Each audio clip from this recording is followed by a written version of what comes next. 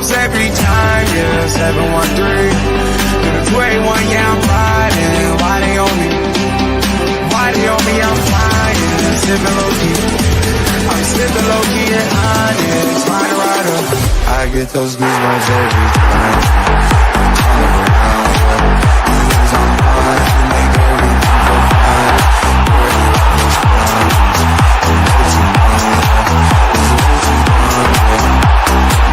I get those goosebumps every time. I need the hype, throw that to the side. I get those goosebumps every time, yeah. When you're not around me, throw that to the side. I get those goosebumps every time. Up the mags. Yes, sir.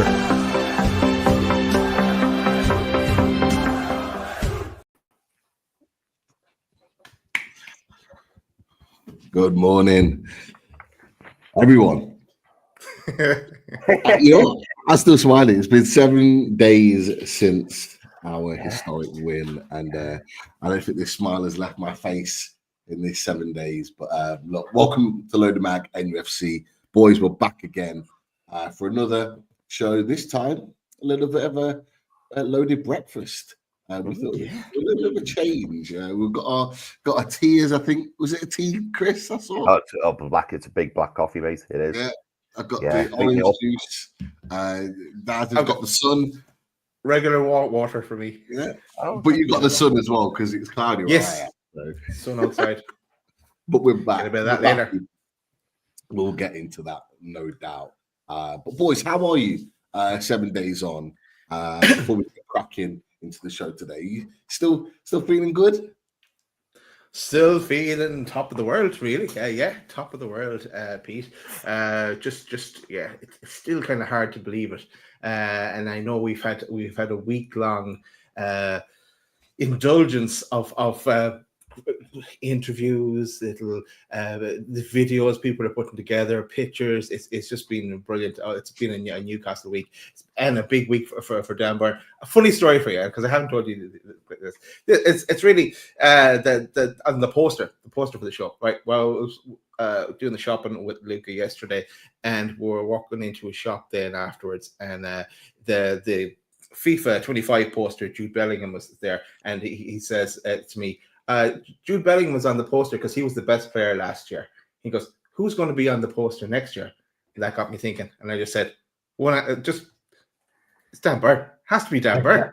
Dan Byrne's definitely going to be on the front cover of FC26. I should stop calling it FIFA now at this stage, but FC26 EA Sports. So that's what put the idea in my head. So I said, right, remember that. Do the poster. Then we'd build a show. Any kind of a show around that then. So that's why we're here as well. We said we wanted to do a morning show. But Chris, how are you? Any conversations with yourself? Yeah, we were talking pre-show. I often send the boys voice notes, and it's funny. Well, most of you will probably know I tend to talk before I think. And quite often I'll say stuff and then it'll provoke a thought, and I go, oh, actually, yeah, I can't do that, or I need to do that. So yeah, it must be very interesting for Daz and Pete to listen to my voice notes. So I apologise in advance, boys, because they can sometimes go off on a tangent. But yeah, no, I'm all good. Yeah, do you know what? We haven't done a loaded breakfast for a while, have we? But I do quite like them because they're a little bit different. And you see different people in the chat as well, because sometimes people are up first thing in the morning. They think, why not join loaders? So no, I like that. I really like that. But on a personal level, I'm fine, mate. Yeah, still absolutely delighted with last week's win. Still hasn't quite sunk in yet. I don't know why.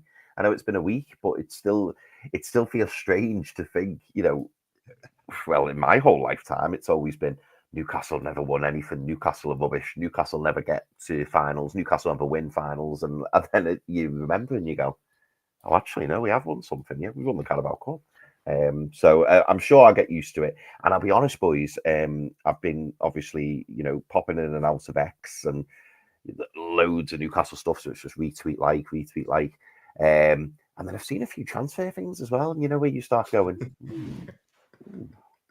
that'd be nice if we could have him next season. So yeah, I've been getting a little bit excited as well. And the season's not too. There's not too far left of the season, and soon enough we'll be in a fully loaded transfer summer, won't we? So I'm excited, boys. I'm very, very excited. I just hope that we see these, these next 7 or 8 game weeks through. I know Newcastle I think we've got 10 games left, haven't we? Whereas everyone else has got 9. So big opportunities for us, boys. Big opportunities. Chris, just hold off on that talk around players coming in, because there is a plan there. There's a plan there. We will discuss. We shall discuss after the show on that. But look, you boys are absolutely right. It's been an absolutely monumental week. Just enjoying all of the clips, as you boys have said, the pictures, the videos, everything. Whether you're in the ground, outside the ground, media have really gone to town with everything Newcastle United. And you know what? It's about time. It's about time that we had some positive media for a change, and people actually giving us a little bit of praise for something that we've done. We've had some negativity, but let's not talk about that. Let's put that aside for a second. You always will. You always will. Exactly that. And it's great to see so many people in the chat as well. And if you're just streaming in right now, make sure that you got your tea and toast ready, but also make sure you click those likes. Get those likes up as high as we possibly can. And if you're new to the channel, please consider subscribing. And thank you for your support, even on a Sunday morning. But as you boys mentioned, we've got a new trophy in the cabinet, but we've also got something new on Loaded Mag that we may want to talk about as well. We have a new sponsor. So we got a couple of images that we can flash up on the screen just to show our new sponsor. Football Prizes. Now, look, they have been in the works for a while. We'll be speaking to the team at Football Prizes, and they are in.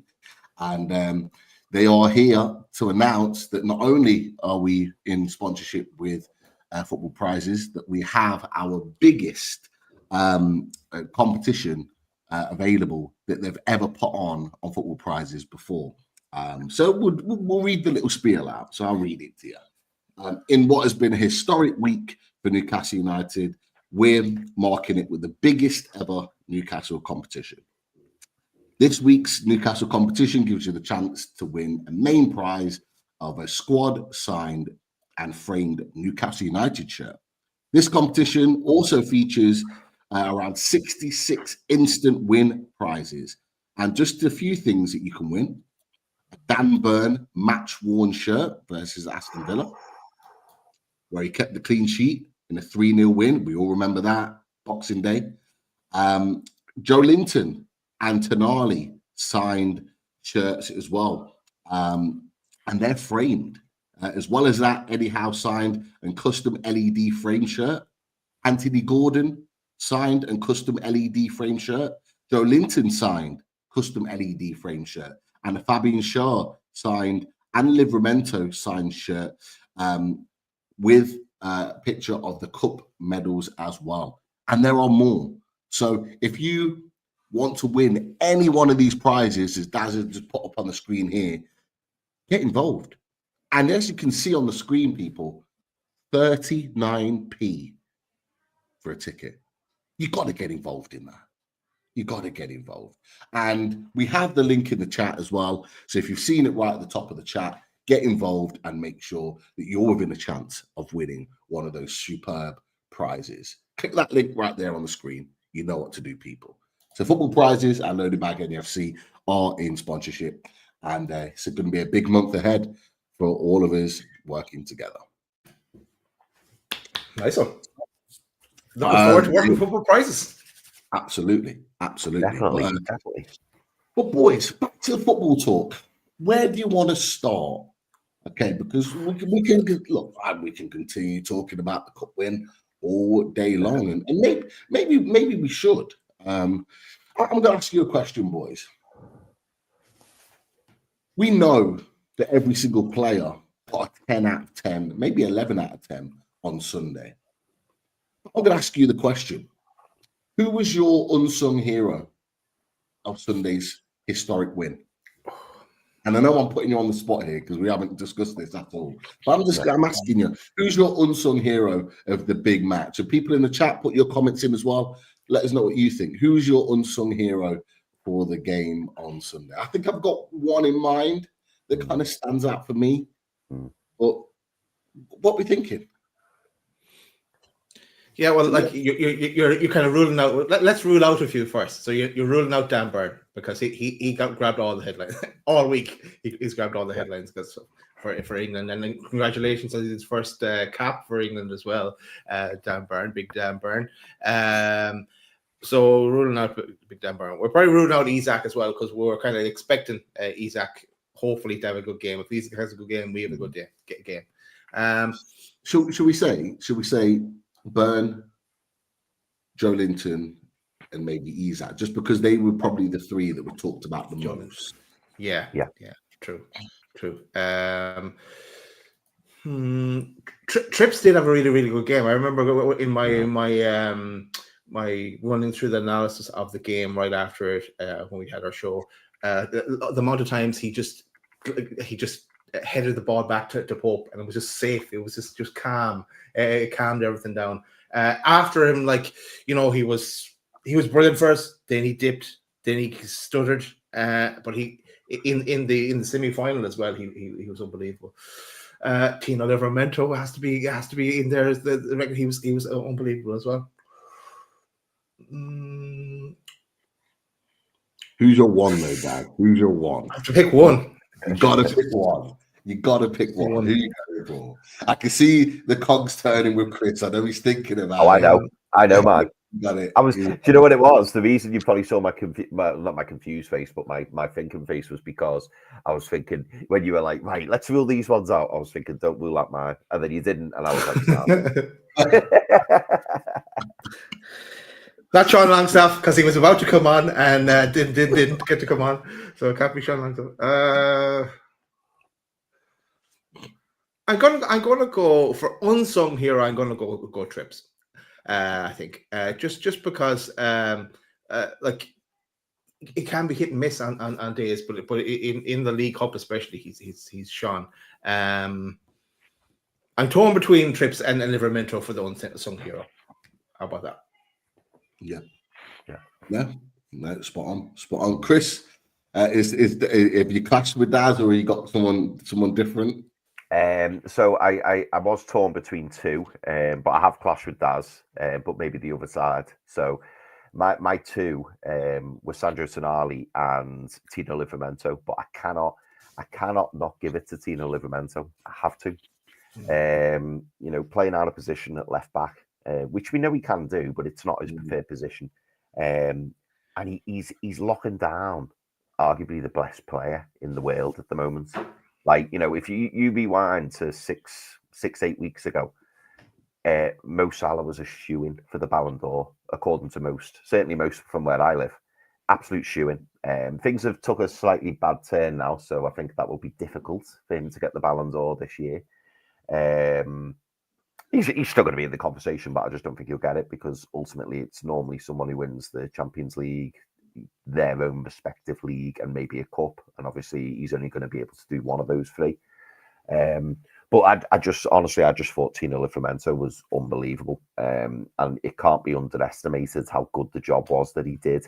I know I say unsung hero, you rightly said at the start, Pete, you could argue anybody coming on here or anybody having a discussion in a pub or at home, they could say any of those 11 and nobody would go, that's ridiculous. Nobody would, because all 11 were absolutely brilliant.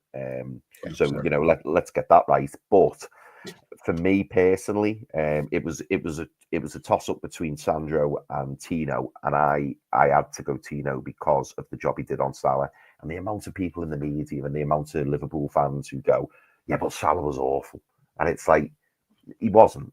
He was quiet. And the reason he was quiet was because Tino Livramento did such a fantastic job on him, in my opinion. And it wasn't just Tino; it was other people helping Tino at various points, whether it be Dan Burn, whether it be Joe Linton.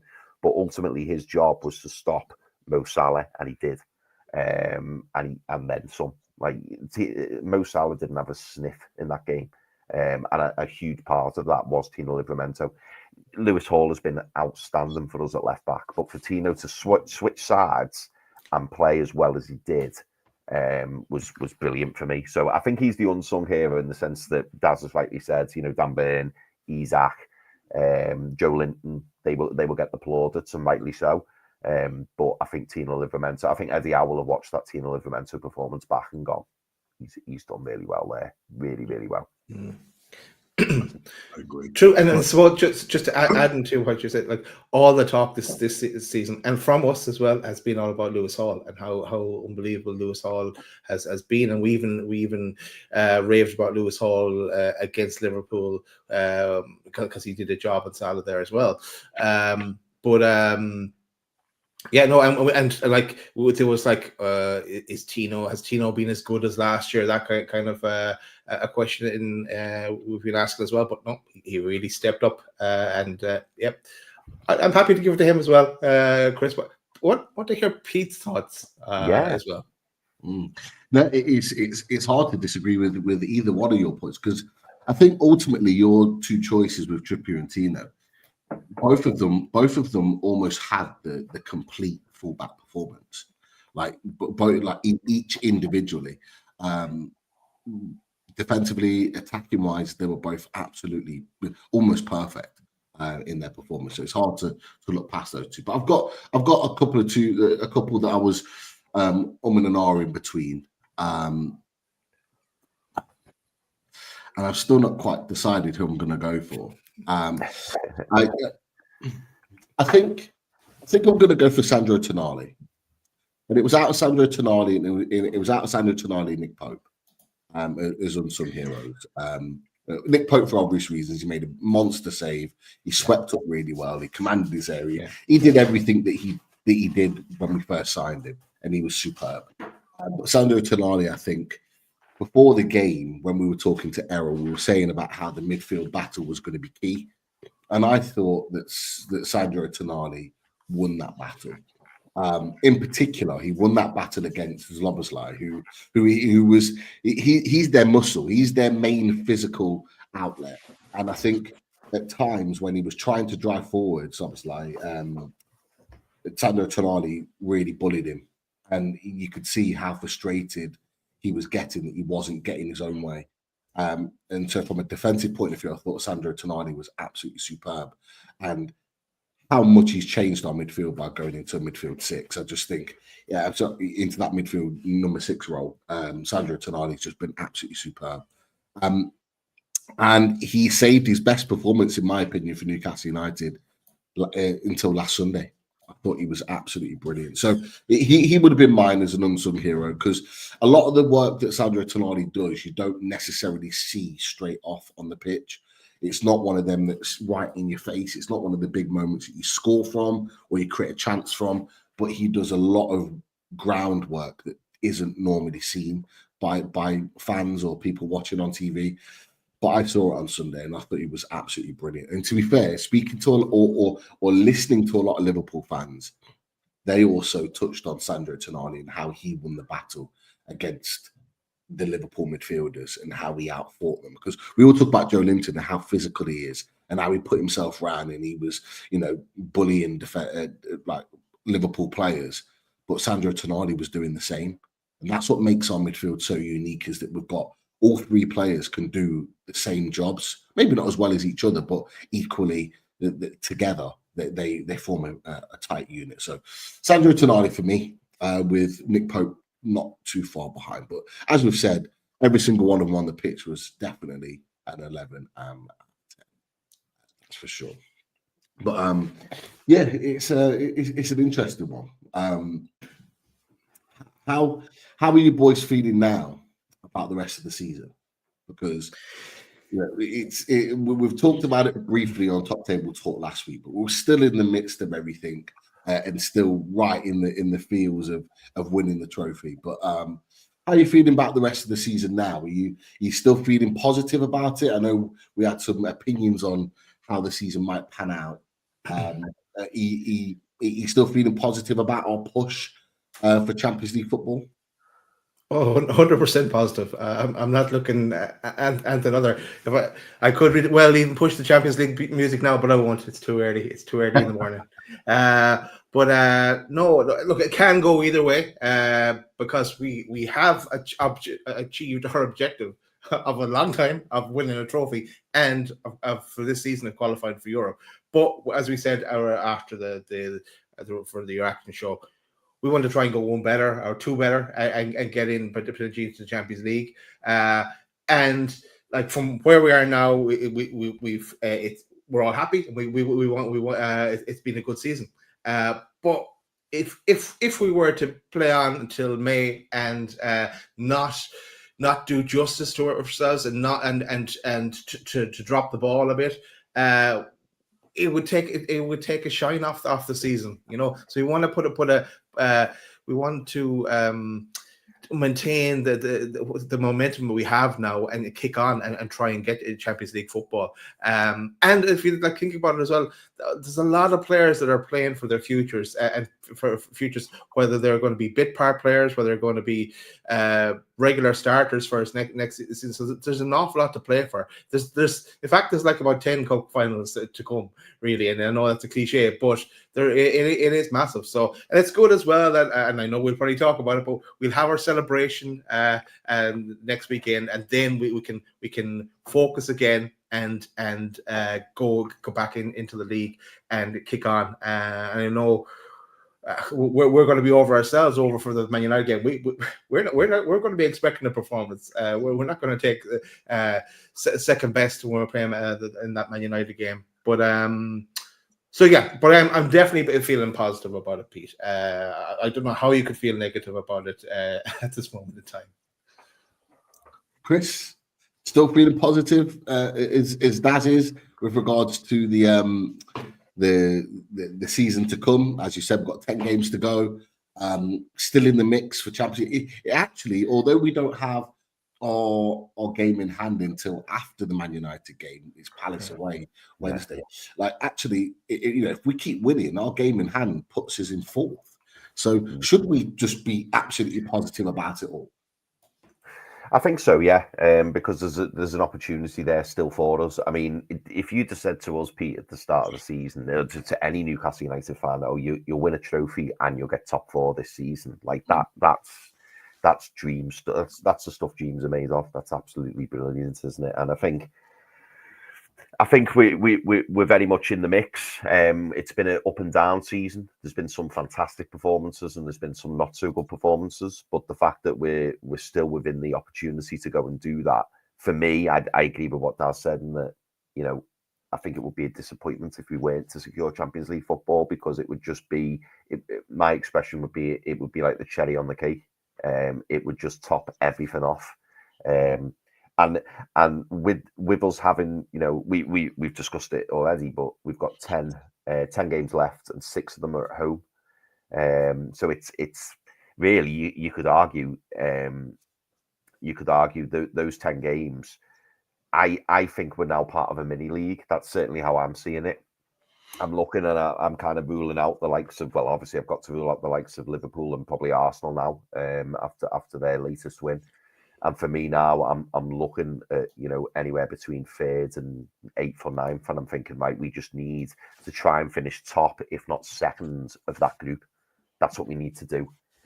So we're looking at the likes of Forest, Chelsea, City, Brighton, Fulham, and we're going, can we finish in the top 2 of that group? Maybe Villa. Are we, sorry to cut you off, Chris? Yeah, just for yeah. Are we cutting off Liverpool and Arsenal as a like the top 2? Are we looking at? That's what.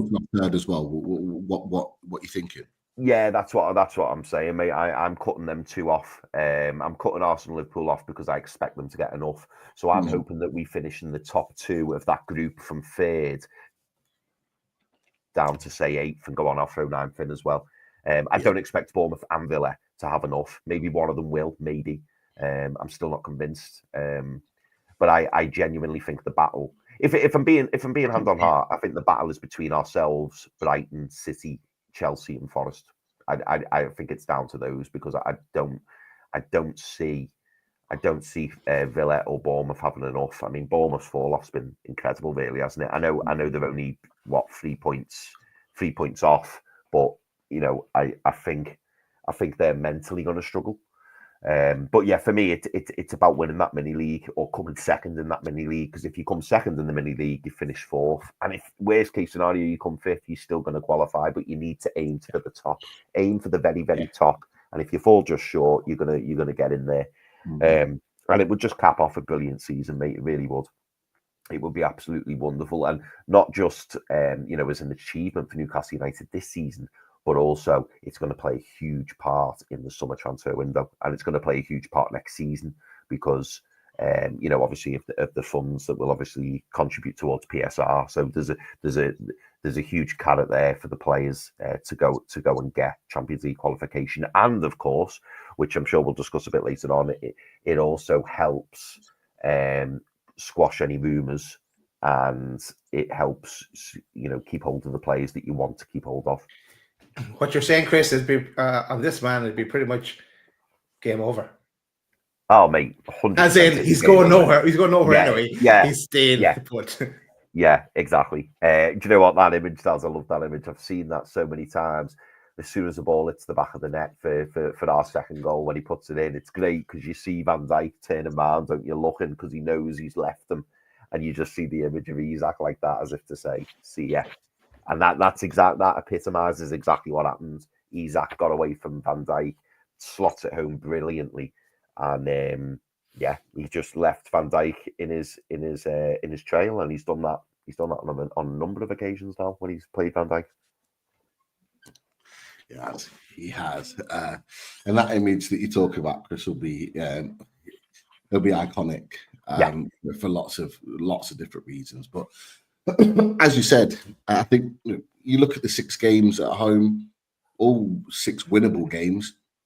If we win those 6, that pretty much puts us in the bracket of the 65-point mark to 65, to get the Champions League, which is what most people think will be the target. Around 60, 65 could get you Champions League football this season. And you know what, lads, I genuinely think it can. I think if a team is able to win 6 games of their remaining, and then, as you've said, for everyone else, 6 games is a big ask when, you know, most teams have got 9, we've got 10 left to play. It puts you at a real advantage there. And it just sets us up nicely. It sets us up nicely for the rest of the season. But you've only got to look at the screen, boys. You know, Brighton, you talked about, Chris, in that list. They play Villa next. Someone's dropping points there. Yeah. Fulham, they're up against Arsenal in the next game. You know, we've got Brentford. Chelsea have got Tottenham. You know, there are some difficult games there that teams have got, and it's not going to be easy. It's not going to be easy, but we're in a position where if we can get the next win, and the next win's all important because that's the one after the final, and I just think that's going to be absolutely crucial. And it kind of falls into really a question that's been put out there. And if you want to put a super chat in, we'll put your question straight up and we'll ask it straight away. So get your super chats in, people, and we'll whack them straight up on the screen as a priority. But one question that Seb did put in, and big up to Seb, great to see you in the chat on Sunday morning. It has an interesting question because obviously there's been lots of talk about the celebrations and a potential parade. He's asked a question: do you guys think we should leave the victory parade until the end of the season and focus on our top 5 objectives? So, you know, are you worried that could have an impact on the performance? Because obviously the scheduled celebrations are going to be, as Newcastle put out the other day, Friday into Saturday, and then the following Wednesday we have a match. Is that going to affect players in any way? What are you thinking about that? Is that a valid question that Seb's asking? I think we have to do it. We want to do it as well, but we because it's just going to be in our heads. Otherwise, it's going to be kind of lingering. And I think leaving it till the if the international games weren't there, we probably would have gone pretty much straight into a league game anyway. But with this gap, it kind of does allow it for it to happen. And with players away, we have to wait for everyone to come back to be able to do it as well. But I think we need to just have our celebration and get it done, and then get back to focus. And I think we can. There's time there to switch between one focus to otherwise it's just kind of still lingering, and it's I just think it just needs to be done.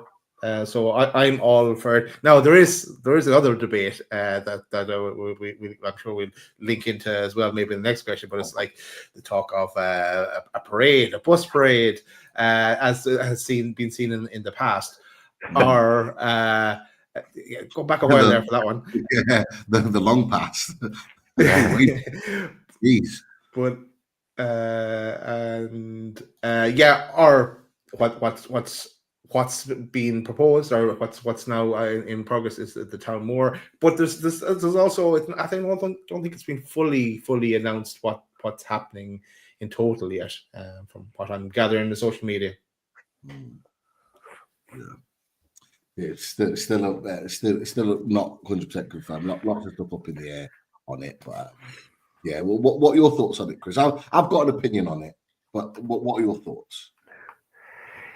Yeah, it's a difficult one, isn't it? Because I can see the argument for both. And when I say both, I mean some people are saying leave it till the end of the season. Some people are saying, like Daz has rightly said there, not let's get it out the way as such, but let's celebrate it. And then let's refocus onto the rest of the league. So I know exactly where you're coming from. Yeah, sorry, Chris. I'm just going to jump in because I think it might just carry on to the pitch if we don't. It'll be kind of, and then it'll take the focus away from the game at hand, the league game. So that's why. Sorry, carry on, Chris. Yeah. Oh no, mate. I wasn't saying you were saying get it out the way because it's obviously it's a momentous moment. It's an absolutely momentous moment, and we all want to celebrate it. And we all want to enjoy it. It's funny because when it first got announced, I wouldn't say happy about it. I didn't agree with it. But the more that I've thought about it, I actually think it's a good thing because we need to celebrate it now. While it's fresh, while it's still raw. We've got this international break, so let's do that. But then I also want us to use it and harness it as like, right, look at the joy on everyone's faces. Look what you lads have created. Look what you've done. And now let's continue this. Let's try and get ourselves in another competition next year so that we have another opportunity to do this again. And I think that's what it's all about, for the players to see what it means to the fans and to receive all that, adulation and respect and excitement, and to be able to witness that. People may say there'll be a little bit of a hangover, or the players will be tired, or they'll kind of shut down. But for me, I think it will rejuvenate them. I think it will make them realize they've seen the scenes at Wembley, which were absolutely outstanding. Imagine the scenes in the city centre. It's going to be absolutely huge. They're going to see numbers that they've probably never seen before as players. The whole city's going to be out enjoying it. The whole city and then some. People will be coming up for it. So I actually think it's a good thing.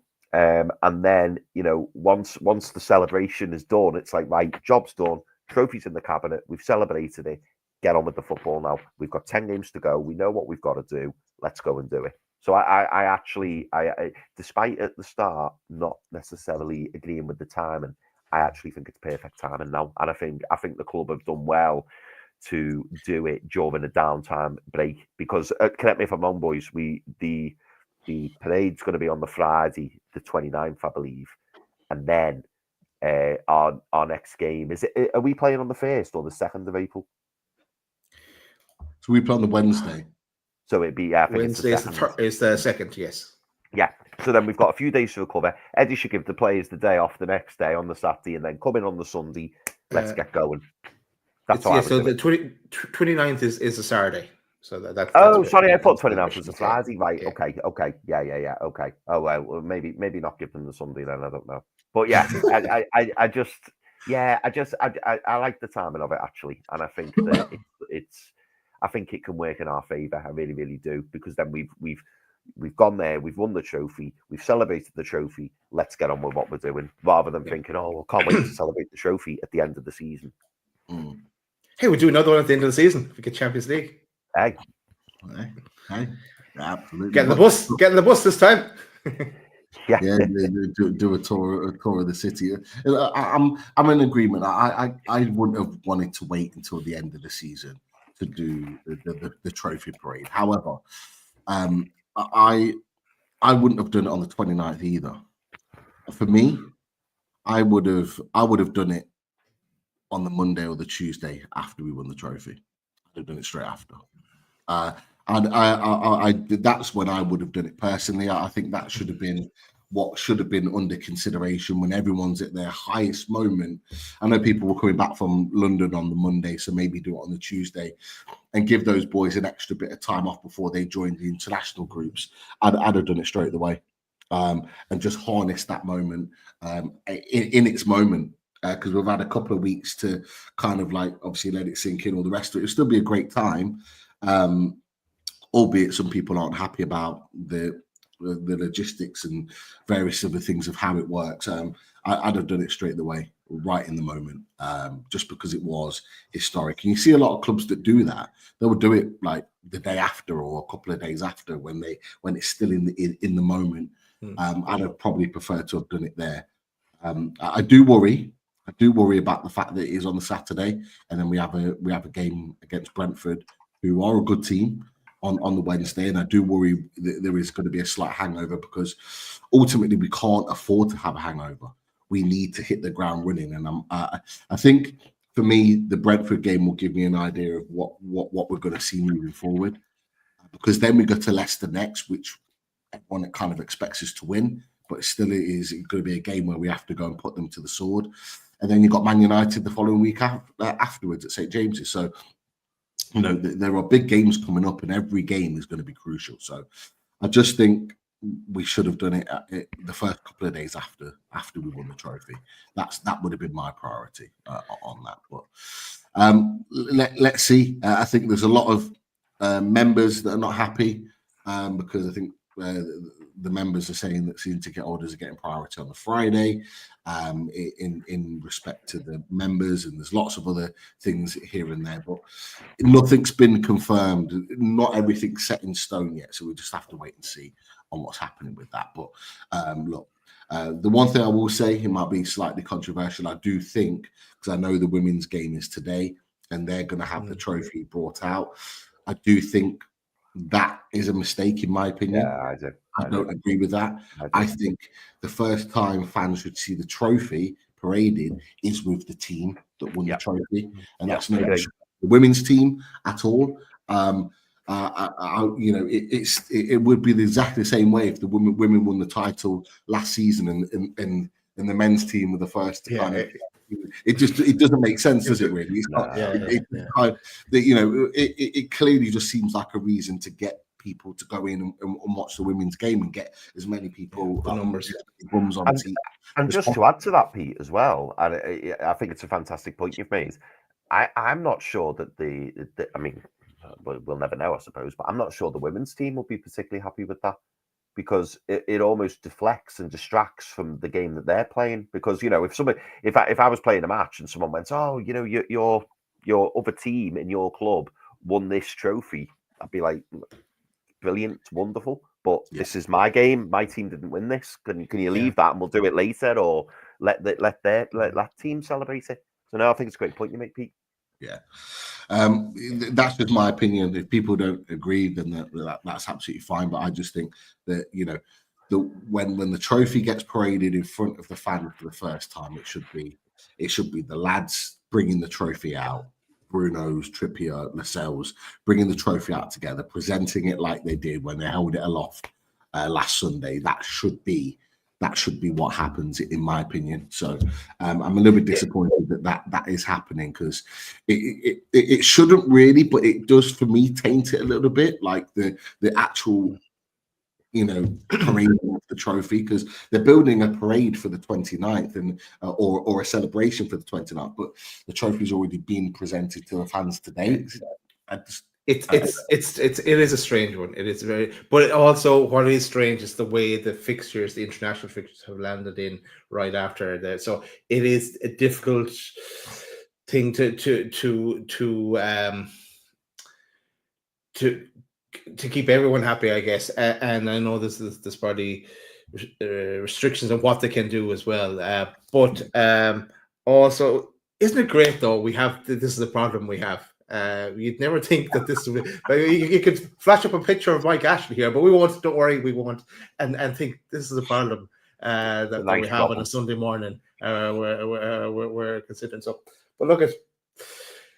Yeah, it was a thought we were complaining about when a trophy was paraded.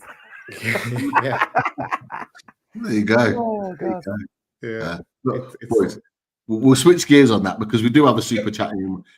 Sorry, let's go there first. We'll go straight to it. So David Dave Bullman, absolutely thank you for Dave. Top 5. He says Isak signs a new contract. Exciting summer to build squad, and Mitchell shows us what he can do. PIF has seen the potential after the cup win. Lots of things to kind of unpack there from Dave. You've squeezed a lot of talking points in, and let's discuss them all. So we've already talked about the potential of top 5 in Champions League, boys. So we'll kind of talk that because we're doing your responses there.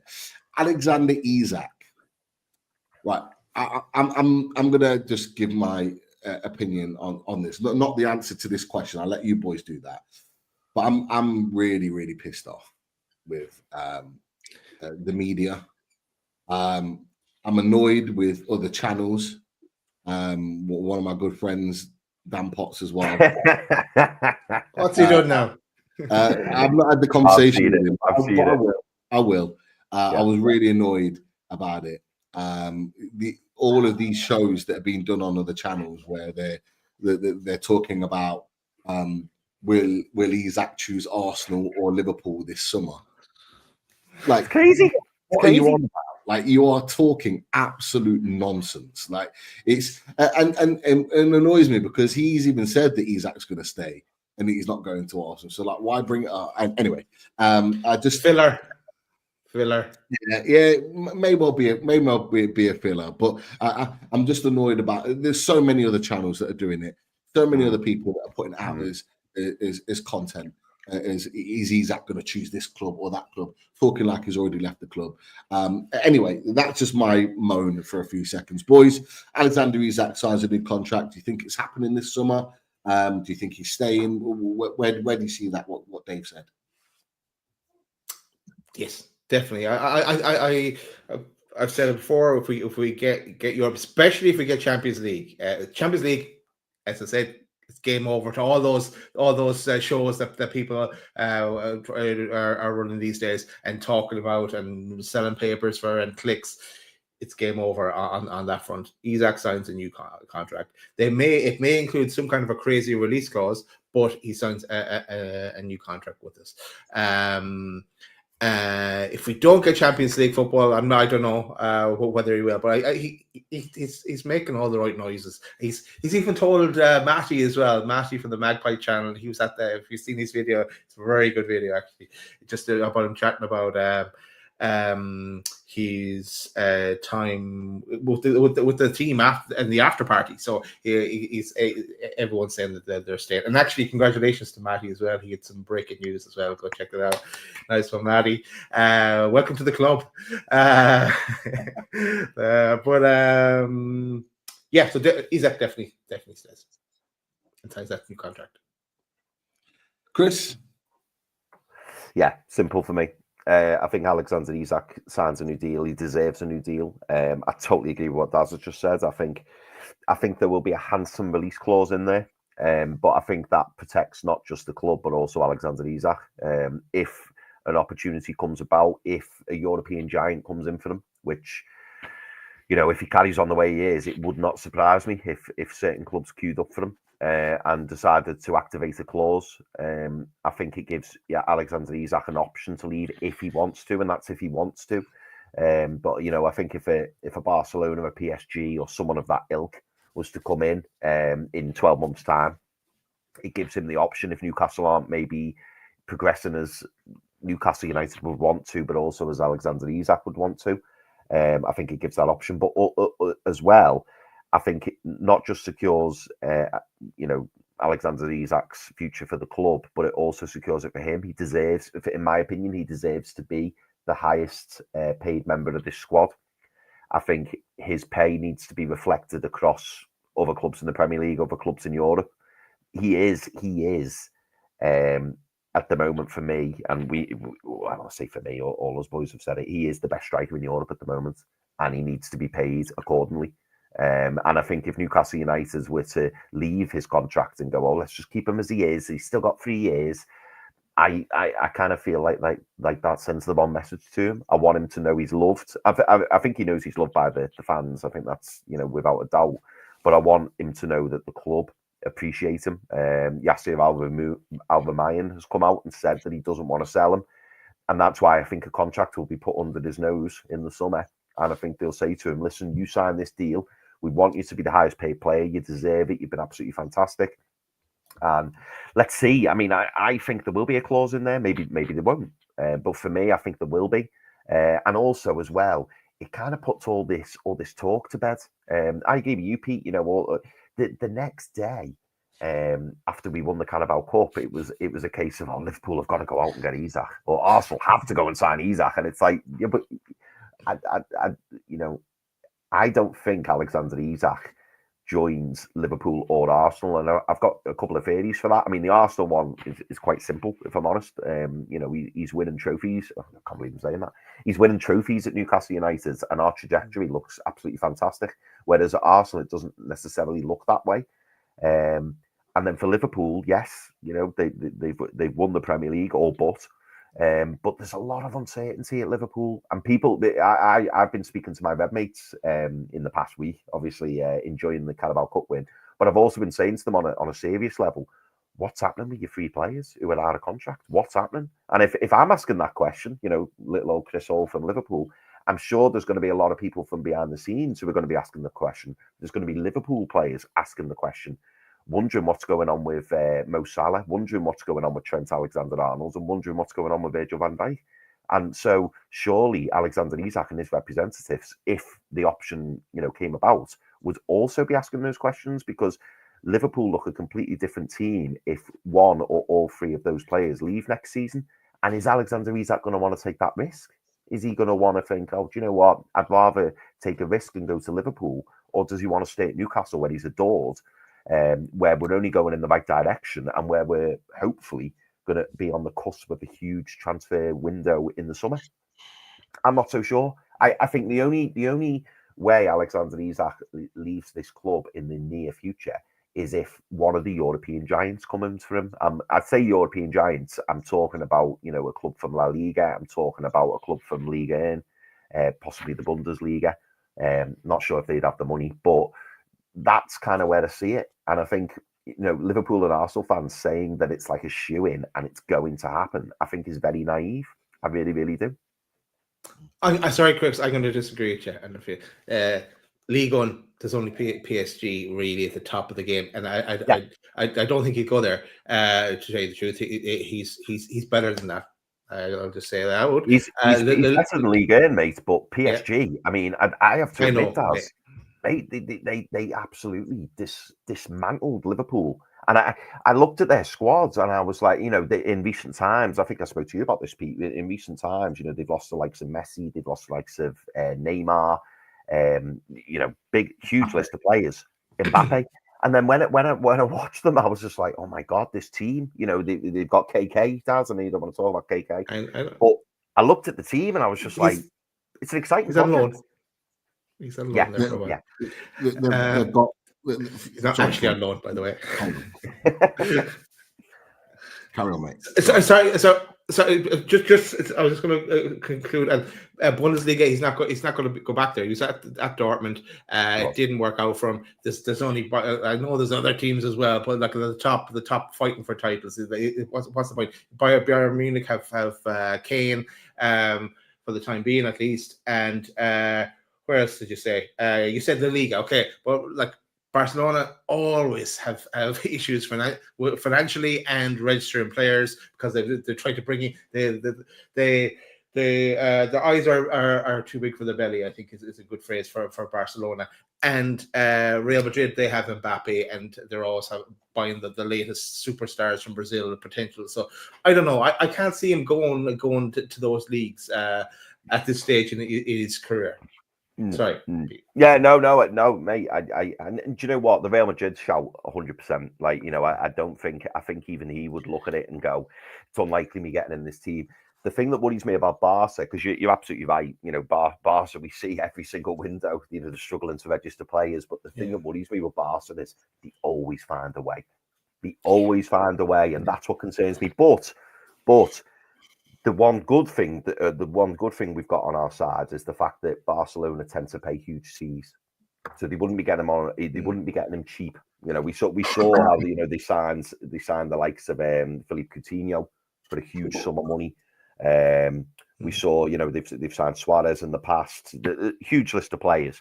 But yeah, for me, I think there's a very small clutch of clubs who could sign him. But again, I just don't see him going to a Premier League team, in my opinion, and I don't see him going anytime soon, as long as the trajectory that we're on at the moment continues. And I don't see why it can't. Yeah. It's all bullshit. Bit early for that kind of language, Pete. Yeah, not for those that are watching on Watchback, so they'll be all right. But no, in all seriousness, and I apologise for those that are watching it early in the morning. But for me, I don't see him going to Barcelona. I just don't think they can afford him. I really don't think that they can. They do tend to get players that they want, but more recently they've had to get players that are cheaper. Their contracts are either out or running low, free contracts. They've not been able to pay out massive fees for players. And when they have, like for example, Dani Almo after the Euros, like they had to scrimp and save and do everything they could, sell assets just to be able to sign him. And I think he was like, what, 40-50 million? We're talking about £150 million player. Like for me, Barcelona cannot afford him. You're right. Bundesliga isn't happening. Serie A isn't happening. I disagree slightly with you, Daz. I do think PSG is a genuine option for him. PSG have got some of the best players in the world right now, arguably the best midfield in the world. And ours runs them very close, but their midfield is absolutely formidable. And that front line, he can play in that front line, like absolutely. Like you look at Dembele, you look at Desiree Doué, you look at the likes of KK, you look at Barcola's in there as well, and that's before we're even looking at Ramos, who comes off the bench. Like they've got a formidable forward line, and he would be a massive upgrade on them, and they're all interchangeable. I do think I could see him playing there, and equally they could afford it. That's the thing, is that they could pay that sort of money. However, I do agree partly that I think right now is probably not the time to go to Liga to play. Maybe a few more years of playing in the Premier League or somewhere else before he eventually makes that move, because I think he could still be successful there even later on in his career. But then it comes back to the Premier League, and I think Mandy made a really good point in the chat, and people forget this, that he talked about in his interview with I'm not sure if it was with Alan Shearer or with somebody else, where he actually didn't watch the Premier League growing up. And this is the thing that Arsenal fans don't realise when they talk about it. They hear that he like kind of idolised Thierry Henry, and he did, and he monitored his game on him. But he did that whilst Henry was at Barcelona, because he watched La Liga. He didn't watch the Premier League. And that was listening to that interview a few weeks ago was really telling for me. And this is what Arsenal fans think, that he loved Henry because he watched Arsenal. He didn't. He watched Barcelona, and that's the difference. He didn't watch Premier League football. He didn't watch it because they didn't have it in Sweden when he was growing up. And this is the big key to it all. So I do think if he makes that move elsewhere. And you know what? People are forgetting as well. Newcastle United don't have to sell to anyone else in the Premier League. And if I'm Newcastle United and we have to eventually sell him in a year or two's time, I'm not selling him to the Premier League. I'm doing what Tottenham did. I'm doing what so many other clubs have done, like Man United with Cristiano Ronaldo and various other players in the past have gone, okay, you've got to leave. Fair enough. You want to leave? Fine. You're going abroad. Go play abroad somewhere. That's what I'd be doing. So all this talk of Liverpool and Arsenal, not a chance. For me, neither of them can afford him anyway. Only one in the Premier League that can afford Isak is Man City. And Man City don't need him effectively because they've got a striker. They've got Haaland there who they're very happy 10 years. Yeah, exactly. And the only team outside Newcastle United that can actually afford Alexander Isak. So for me, it don't happen. And it just annoys me that all of these clubs, right, are just already they're already kind of set Isak on his destination at one of these clubs, and it's a case of who he's going to pick. And I think it's massively disrespectful to us, and massively disrespectful to the fact that we've just won a trophy. We put a trophy on the cabinet. We've got a potential of putting Champions League football down in our club twice in 3 years. Like that, for me, if we go and put Champions League football on the table, like why would you want to go to Arsenal? Yeah. We've done more than them. Put it this way: if Arsenal don't win the Champions League, which I don't think they will, right, and we get Champions League this season, we'd have done more in the last 3 years than Arsenal have. Arsenal would have had one more Champions League campaign than us. We've put a trophy in the cabinet. And 2 out of those 3 years would have got Champions League football and have played Champions League football the same as Arsenal. 2 out of those 3 years. No, Arsenal fans haven't even thought about it. No Newcastle about that. So actually, you look at the 3 years and what we've done, we've arguably done more than them. So why would he want to leave? And if we're going to put players into the club this summer, even more reason not to leave, because we're making our team better. We're investing in the team. So, and that leads us into the next point from Dave here, because we have to, and it's about squad building during the summer. We have to use this as well. We can't squander this opportunity we have to retain Isak and then build a team around him and all the other great stars we have. We have to strengthen in the positions that we know we need to strengthen in. Right winger, right side of centre back, and keeper to start with. We need a backup for Isak as well, and someone that can take the pressure off him and give him that kind of recovery time, or take him off in matches as well when we are, let's say 2 goals ahead in a game or whatever the case may be. But we just need to use the summer really, really smartly, and whatever it takes to get the players we need in, and that's where Mitchell comes in.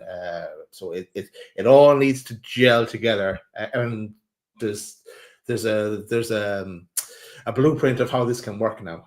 So it is exciting.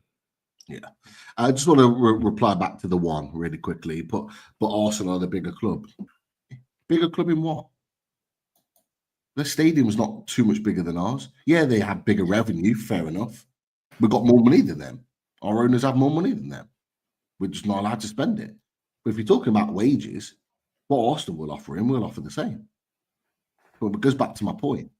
Newcastle United, if we get Champions League this season, have done more than Arsenal have in the last 3 years. So what then equates to a bigger club? What? Because they won trophies 20 years ago. So who cares? Newcastle United are trying to be the biggest club we can be right now. I don't care about what happened 20 years ago. That's been and gone. It's all about what's happening right now. And if you look at Newcastle United, the trajectories of both of those clubs are going in very different ways. Arsenal seem to be declining as a club, and Newcastle United seem to be the ones that are going on the up. And it goes back to the super chat that Dave put in, is that PIF now realise the potential of Newcastle United. And as our chairman said, when he held that trophy aloft, if you weren't watching it, the one, He said, it's the first and it won't be the last. That's the ambition that you want. 100%. You on mute, Chris? I am. No, I was just saying absolutely agree. Yeah, totally agree. Cool. I'm going to just steal a few minutes for a second because I want to tell people about a few things. But before I do, actually, I want to play this first because give a shout out to our radiators. Where are they? They're here. Everyone likes the tune.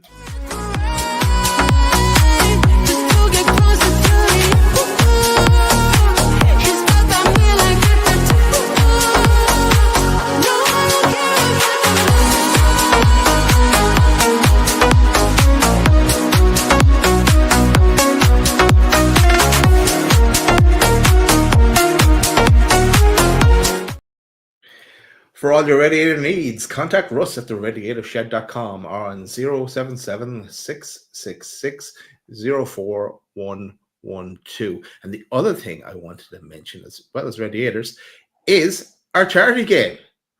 Our charity game is booked in now for the 12th of April at 4 p.m. at the foundation. So, and the charity, the link is in the chat as well. And I'll bring up the page as well in a second. But it's for the National Autistic Society. Is the charity that is we're supporting this year. And I'll bring up the page so you can see where it is as well. One sec. Here it is. Boom. So as you see, there's £100 in there already. We've got some donations in for the charity already, and of course we're taking on Newcastle Fans TV in our annual charity game on just before the day before the Man United game. Yeah, looking forward to that, boys. It should be good to catch up. For us to catch up together, but also for us to catch up with Newcastle Fans TV and the lads that will be representing Loaded Mag and the FC. And like we've already said, and there's fans of the channel and followers of the channel that have already donated. Like as much or as little as you possibly can. Every little helps to raise as much money. We have got a target of 250. We absolutely smashed that last year. So if you can help us along in any way to do that again. And the link is also in the chat. So if you can click that link, it will take you straight to this page that Dad has put up on the screen. We're already 40% there. If we can add to that today, that would be absolutely amazing. It will just show a huge support to a fantastic charity. The National Autistic Society, they're already massively appreciative of us using their charity as a sponsor to sort of donate towards for our event, to make sure that you can, if possible. Boys, I have to give a shout out. Somebody contacted us on X, and his name's Chris Cooper. And Chris said it was a charity very close to his heart, and he asked for the link, and we sent him over the link. And Chris made quite a sizable donation, so I had to give him a shout out because it was a fantastic donation. And Chris, I know it's a charity very close to your heart, mate, but thank you so much, for that donation. It was really, really nice. Yeah, lovely stuff. Boys, there's a little bit of breaking news that's just popped up. So it's been confirmed that Anthony Gordon has returned to Newcastle United for further assessment after the injury that he got on Friday for England. Newcastle United are hoping it's not serious, but obviously fairly soon after he went down, he'll be ruled out of the game for England on Monday against Latvia.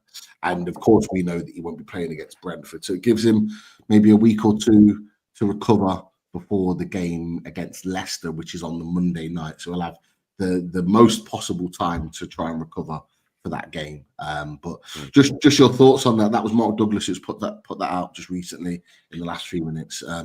Your thoughts on that? Are you worried that it could be a little bit more, seeing as he's had to drop out the squad? I didn't know that. I didn't know that he picked up on. Like, I was watching the start of the England game. I didn't see the second half. No, I hopefully. So I don't know the extent of it or anything, but hopefully he's back in time for Leicester. I'm sure Avi Barnes can do a job, but and back at his old club as well. But we do want and need Gordon back, flying fit, for us to see out the end of the season as well. And I'm sure he wants to prove things as well, like again, to us. It was a bad. He looked in a lot of pain on Friday. He come on as a sub later in the second half, but he wasn't on for very long.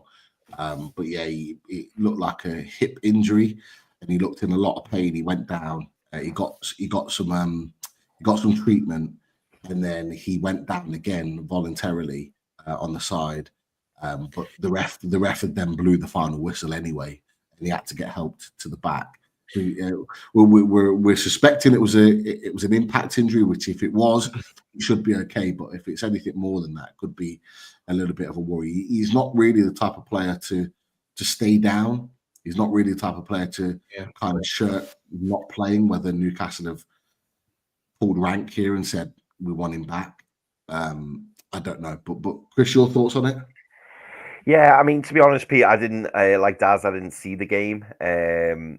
But I saw afterwards, I saw the video of him leaving the stadium. He was walking, a bit of a limp, but I saw him walking. I'm hoping, Pete, it's more precautionary. And with all due respect, I'm hoping that the medical staff, even the staff at Newcastle, have kind of looked at the situation and said, listen, any type of injury, any type of knock, any type of bump, don't risk yourself, because with all due respect, we've got, I believe, in the next qualifier, is it Latvia? He didn't start the game, so maybe it's just a case of if you feel something, just leave it, and maybe that's why he's gone back to Newcastle, just in terms of he's not going to be risked against Latvia. Get him home, get our medics looking at him, and hopefully it's just something that keeps him out for maybe a week, couple of weeks at tops.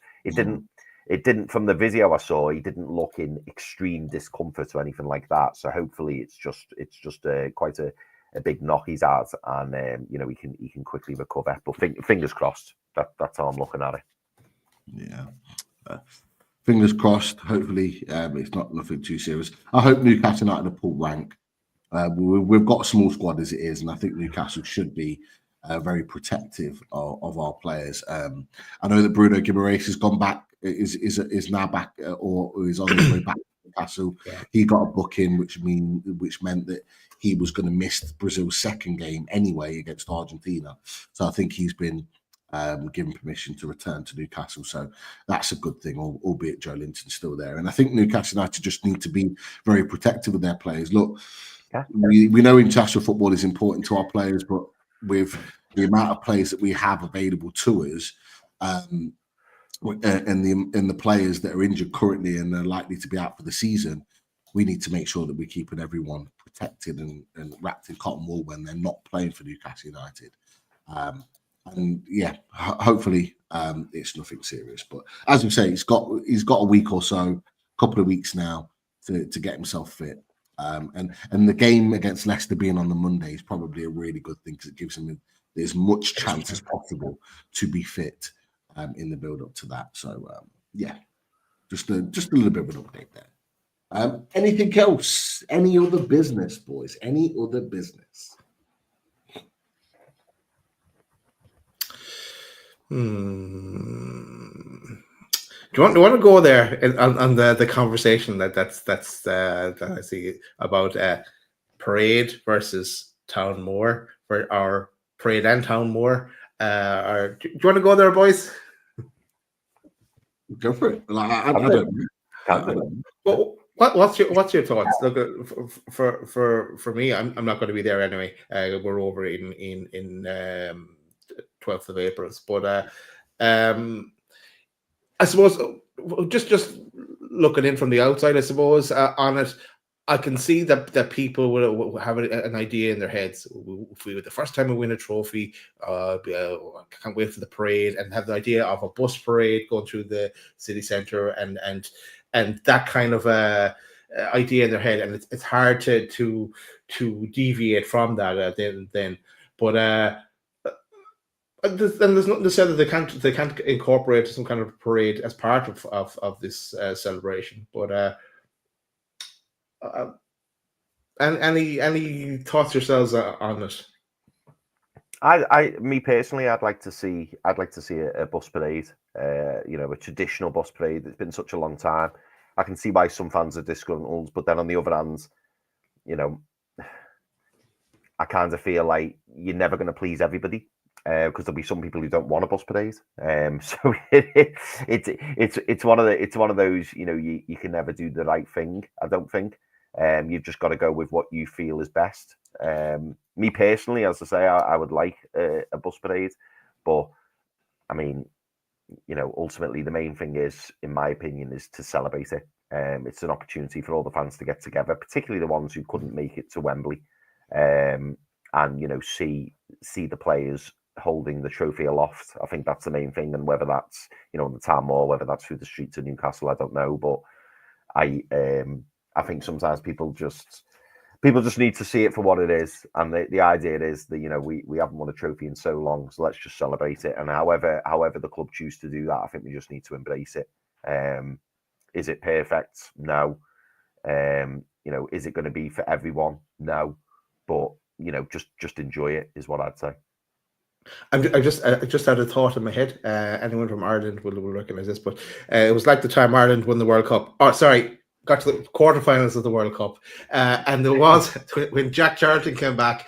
There was a bus parade, and then it got to a certain. I was only 10, so I can't remember the details, but it got to a certain location. Then they all got out and were presented on stage and stuff as well. But just that incorporating the both of them is really it's just perfect, I think. But yeah, Pete, your thoughts on the topic? Ooh. For me, look, in terms of the preference, I think a parade is always the best option. Going through different parts of Newcastle, celebrating and lifting the trophy aloft, I think it allows for more people to be involved. I think what has to happen, it has to be for all fans. This is just my opinion. I don't like the fact that they've been selective on season ticket holders, memberships that determine whether people can go and see and celebrate with those players in the club. I don't like it. You don't have to be a member. You don't have to be a season ticket holder to be a Newcastle United fan. You're a Newcastle United fan because you choose to be, because you love the club. Doesn't matter whether you pay £600, £700, £800 a year for a season ticket. It doesn't matter whether you pay £40, £50 a year to be a member. Everybody should be allowed to celebrate that moment of the players celebrating the trophy win. So that's the first thing. So I actually don't have an issue with Town Moor. I don't have an issue with it. But I do have an issue on select people only being allowed to go, or only a certain amount of people that are being allowed to go. I don't agree with that. So I think ultimately, to save the situation, they need to do both. I would do both, maybe on 2 different days. If it was up to me, I'd be doing the trophy parade through the city on the Friday, and I'd be doing Town Moor on the Saturday. That's what I would do. And everybody that can be there for either one or both, be there and go and celebrate. That's my opinion on it. But if you're asking me which one I would do, I mean, traditional me, I would go for a parade, but I think Town Moor would probably allow more fans to be there if it wasn't being manned. By the way, if it wasn't being manned by registered interest or anything like that. But people might not agree. That's just my opinion on it. Yeah, no, it is an interesting topic, and I'm sure it'll rage on into the week ahead. So, but whatever does happen, enjoy it. Enjoy it if you're going to get to go. You're lucky enough to be able to go along. Absolutely. Any other questions or anything we want to get to, boys, before we start to wrap up?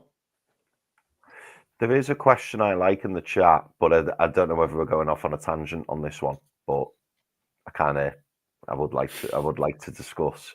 And this one's only come out, I think, in the last 24, 48 hours, maybe 24 hours. Neil Calvert. He said, "What's your view on Man United being after Longstaff?" Staff. I thought they were getting rid of Staff. Never mind, we're going after our Longstaff. What's my view there? Yeah, I don't see it. I don't see that happening. To tell you the truth, as we said before, he would be a good squad player, good player, actually first team player for a mid-table Premier League club. I think he can do a job there.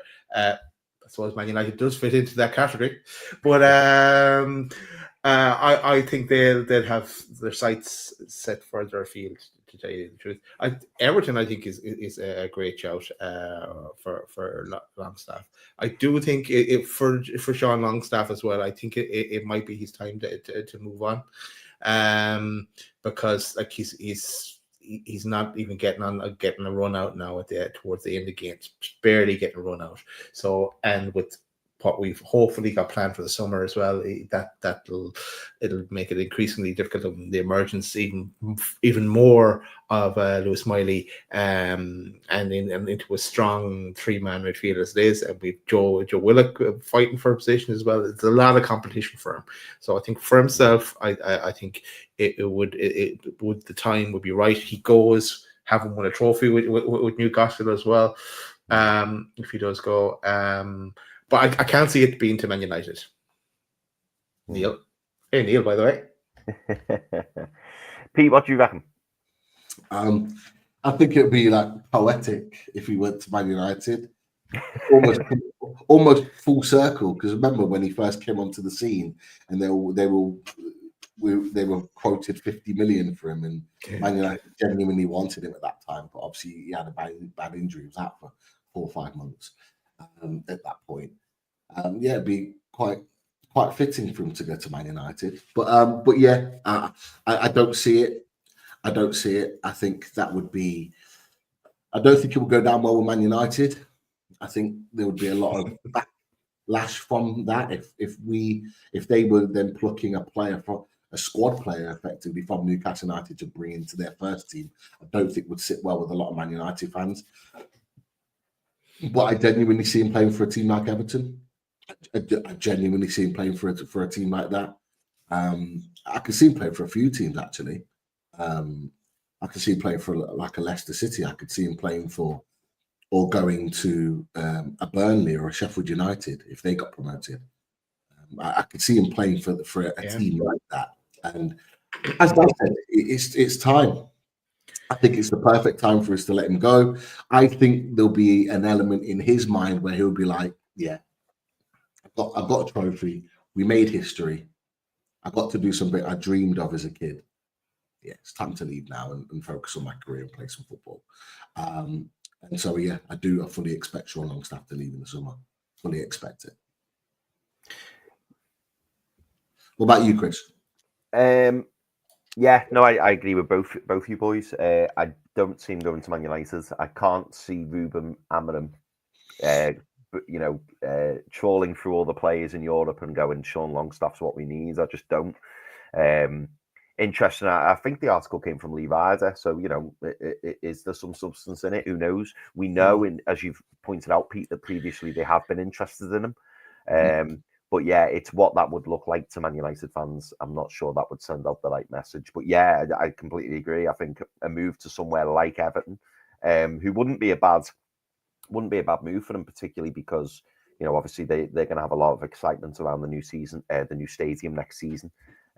He will be a mainstay in that starting 11. I think he walks into the midfield, if I'm honest. But I also look at maybe the likes of Crystal Palace, and the reason I say that is because I think Palace may struggle to keep hold of Adam Wharton this summer. And for me, someone like Sean Longstaff coming in, he will be significantly cheaper than Adam Wharton. And if they wanted to kind of turn a player over and bring in a replacement of someone who can play similarly to Adam Morton. He's probably not I'm saying probably not. He's not at the same standard as Adam Morton, but he could certainly do a job. So I could maybe see him going somewhere like that. But I think there'll be a host of Premier League clubs who'll be looking at him, and for the fee that Newcastle would command, I think it'd be somewhere between 10 and 15 million. So I think there'll be a lot of people who would be interested in Sean Longstaff. And it feels, and you boys touched on it, it feels almost like he's being miggied in the sense that, you know, he's part of the squad and people speak very highly of him within the team, and so does Eddie Howe, rightly so. But it's almost like, but he's not getting on the pitch as often. And I think that's sending the message to him and letting him know that, you know, we're happy to have you here, but if a good offer comes in, rest assured, we are going to accept it. And then you've got a decision to make. And I think this trophy win is significant. You know, the hoodoo's been broken. He could stay, and I'm sure Newcastle would be happy to have him as part of the squad. But any future trophies that we were to win, how big a part is Sean Longstaff going to play in that? And I would say probably a very, very small part, if any.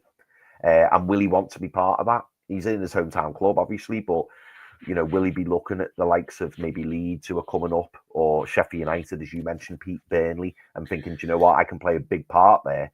And it wouldn't be all that much to travel. You know, I think he'd probably stay in the north of England, I imagine. I know I've just mentioned Palace, but unless he fancies London. But, you know, if he stays in the north and he went to somewhere like Leeds, very, very close to Newcastle, and I think he'd do a good job there as well. So who knows? But yeah, I think he's on borrowed time, if I'm honest. You know what? It's a bit of a segue, but he does make an appearance in this clip. But just thought to grab this before the show. Just thought I hadn't seen it. It's Dan Burnham. This for them is painful. Kelleher lumped it forward. Van Dijk, what a header. Out came Joel Linton. At last! At long last! Newcastle United are winners! The Geordie nation has its hands on a trophy! Eddie Howe can walk on the River Tyne! 56 years since the last time. Love that. Brilliant. Unbelievable, lads. 1 week ago. What a week, boys. But yeah, there's definitely players that will be moving on. I think you're right, Chris, what you said about the Longstaff situation. It does very much remind you of what Eddie Howe did with Miguel Almiron. For me, I just think it's a sign of a good manager doing that. Not doing it in a horrible way. You see how Jose's treated some players in the past, and other top managers, they've almost kind of discarded them and like almost sort of badmouthed them in the media to try and get rid of them. Yeah, Eddie Howe hasn't done that. I think he's done it very subtly, but he's done it probably privately to say, yeah, I think it's time you move on. And yeah, we're going to bring in this player through now. You can see Miley coming off the bench more than Longstaff tells its own story of what's happening next. And I'm sure Longstaff will know.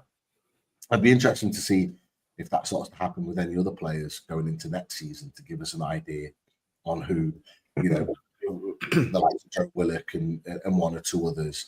I think there's some interesting conversation, boys, that are going to happen around the likes of Fabian Shaw, Kieran Trippier. The reason why I'm not answering the question is because I know what you're going to say, Daz. You know what I'm going to say? But I'm saying these are interesting questions. They are going to be needed to be answered, and I'm sure we'll get to answer them first. Yeah, when we get to the big one coming up in the next few weeks. Yeah, I must start thinking about that now. Built it up enough. Right, boys, I think, and girls, and everyone in the chat, I think we'll start to bring it to a close.